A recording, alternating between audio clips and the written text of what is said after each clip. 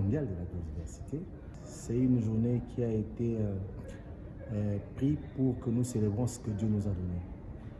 Vous savez, nous avons toujours dit que la biodiversité, c'est un don de Dieu. C'est un cadeau spécial que Dieu nous a donné parce que dans la biodiversité, il y a les espèces animales que nous trouvons, donc la faune et la flore à l'intérieur et tout ce qu'on peut retrouver, tout ce que Dieu a créé. Parce que lorsque Dieu a créé, il avait dit, il a créé, il a vu que tout ce qui a été créé était bon.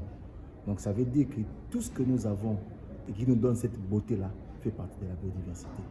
Et les signes aujourd'hui, si nous pouvons le dire, pour nous la biodiversité, c'est les merveilles. Le sens, il est clair par le développement durable parce que dans la biodiversité, il y a tous les aspects, comme je le disais là.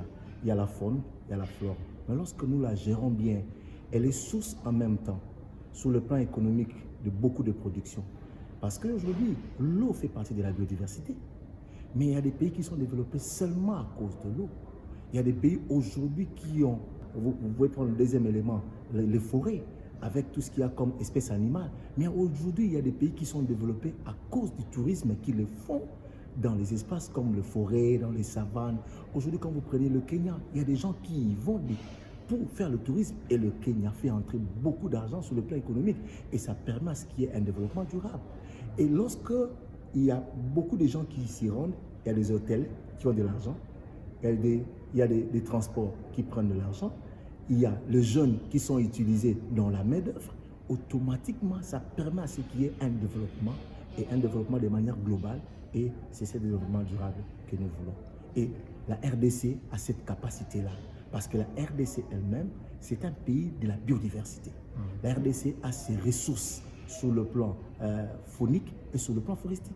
Donc la RDC peut être parmi ces pays qui, aujourd'hui, si nous prenons plus du sérieux, pouvons faire développer notre circuit touristique, nous pouvons faire développer notre circuit de gestion forestière et même pour beaucoup de choses. Vous savez que le changement climatique est un grand défi pour la biodiversité.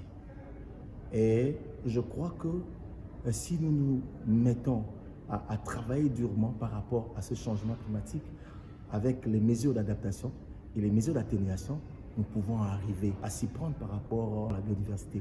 La biodiversité connaît un choc à partir du changement climatique parce qu'il y a beaucoup des aspects qui sont touchés par le changement climatique.